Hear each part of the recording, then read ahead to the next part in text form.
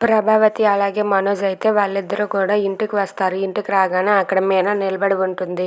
మనోజ్ అయితే మీనాని చూసి నన్ను క్షమించండి అని చెప్పి అంటూ ఉంటాడు. మీనా అయితే అలా మౌనంగా ఉంటుంది. మౌనం అంటే మౌనానికి కారణం అంగీకరించినట్టేంట్రా, అలా నిల్చొని చూస్తావేంటి, లోపలికి పద అని చెప్పి ప్రభావతి అంటూ ఉంటుంది.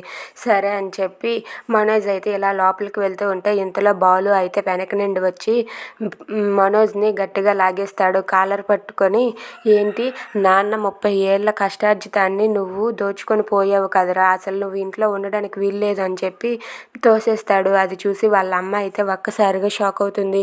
రే బాలు ఆగరా, మనోజ్ని ఏం చెయ్యకరా అని చెప్పి అంటూ ఉంటుంది. ఇక మీనా అయితే అలా చూస్తూ ఉంటుంది. ఇక ప్రభావతి అయితే ఆగరా ఆగరా అన్నా సరే మనోజ్ని బయటకు తోసేసి గేట్ వేసేస్తాడు బాలు. గేట్ వేసేసి ఇలా అంటూ ఉంటాడు, నువ్వు ఈ గేట్ని కూడా ముట్టుకోవడానికి వీల్లేదు, ఈ గేట్ని ముట్టుకున్నా నేను ఒప్పుకోనని చెప్పి అంటూ ఉంటాడు. Thanks for watching friends. Please subscribe our channel.